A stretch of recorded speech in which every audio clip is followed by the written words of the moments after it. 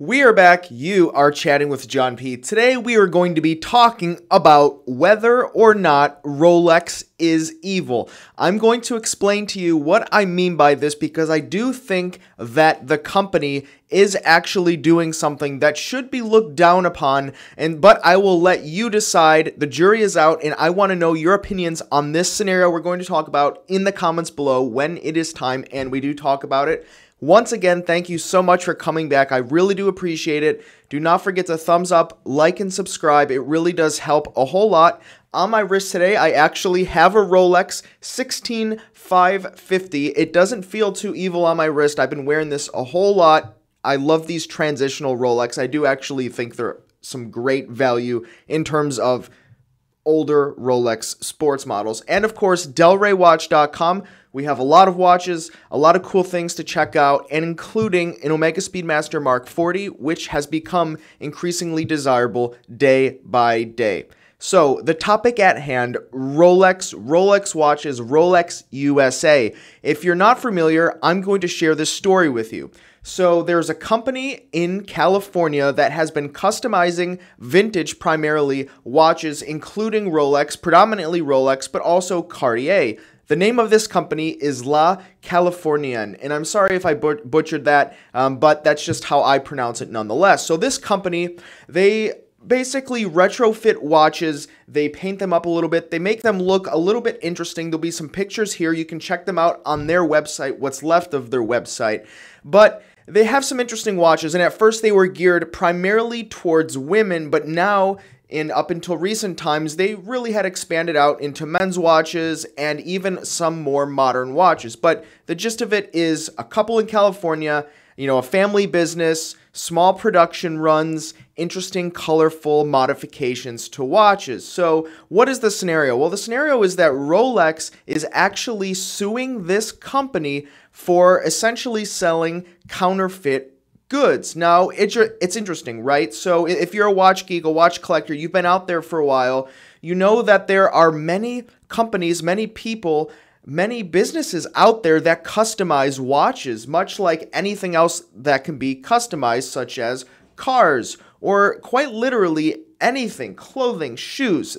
People like things customized to their taste, and so this company does it. They put a little extra twist on there, and that's what they do. And other companies you might even be familiar with, right? Bamford, some of the others, some watchworks companies, some companies based out of Asia. I won't name them all, but they're out there, and you know them. And so this company, Rolex, is actually taking to court. They're fighting over this, and the company, their response is that they're not selling counterfeit goods, they're selling modified goods, and it's their right to do this. Now, if we look through history, Rolex has done this before. There was a company, I think in 2013, called Melrose, and Rolex won. This company was selling aftermarket diamond dials on their watches at scale, and Rolex won an $8.5 million judgment against this particular company, and the founder of that company actually was so defeated and so upset. He was a longtime jeweler, and he actually left the industry never to be in watches again after that $8.5 million sum. So the scenario, right? Rolex is saying these are fake watches. Well, I have a huge issue with this, right? So I'm a purist in terms of watches, and I know many of you out there as well, but some people like that customization. And when we consider that there are companies out there that Rolex leaves alone, if not almost nods ahead at, we have companies like Artisans de Genève, which of course is at a different level, but it's because they have the financial backing to do so, right? And they also have industry veterans that are true watchmakers on their team pushing them along. If you're not familiar with that brand, they make modifications to new ceramic model Rolexes to make them look like vintage or even unique model Rolexes that are sometimes paired up with celebrities. And so if you look at what they do, which really is some pure watchmaking and putting it on the Rolex platform, they're completely left unscathed by Rolex, and they could have easily been a target. Instead, Rolex is going after basically a mom and pop business that's trying to pay their rent or put their kids through school by selling watches that they're making a little bit more feminine so that they can expand the customer base of the brand and reach even more people. One of the primary complaints that I hear from women with certain modern day Rolex watches is that they don't have anything that is too feminine compared to something like a Chopard. And you know, some women like more stylish, more colorful things, and Rolex just generally doesn't have that, with a few exceptions. So for a brand that was willing to use that platform and push along the brand a little bit even more, it's almost a slap in the face, because Cartier had absolutely no problem with it.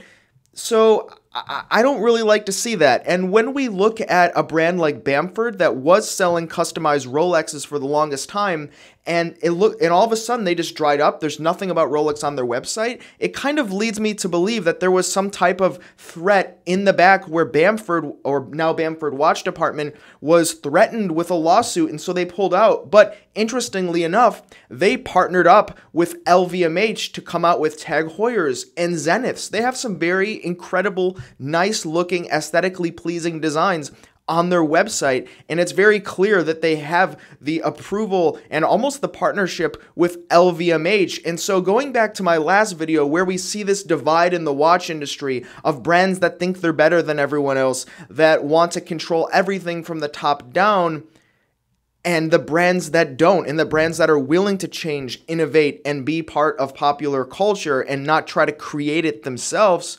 That's what we see here in this court case when we look at something like this. And so I think it's very interesting for us to keep this situation, this court case, at the top of our inbox and the top of our mind, so we can see what happens, because as you all know, law is basically based on itself, to where precedent is set on the books for future judges to look at in court cases, and for even future attorneys to look at and kind of try to determine how certain cases will play out in the future, or when they're working on a case. So whatever happens here in this case is really going to set the tone for how the market treats custom and aftermarket watches from brands like Patek Philippe and Rolex that are on that side of the fold. So what do you guys out there think? First of all, what do you think about this brand? Do you like their designs? Do you think it's a little bit too showy? Do you think that Rolex is justified in trying to call these watches counterfeit for being customizations? And also, which way do you think it's going to go in the future? Also, if any of you are familiar with the customization of the watches, please leave in the comments below the watches that you have and any links to any pictures, because I think some of these actually do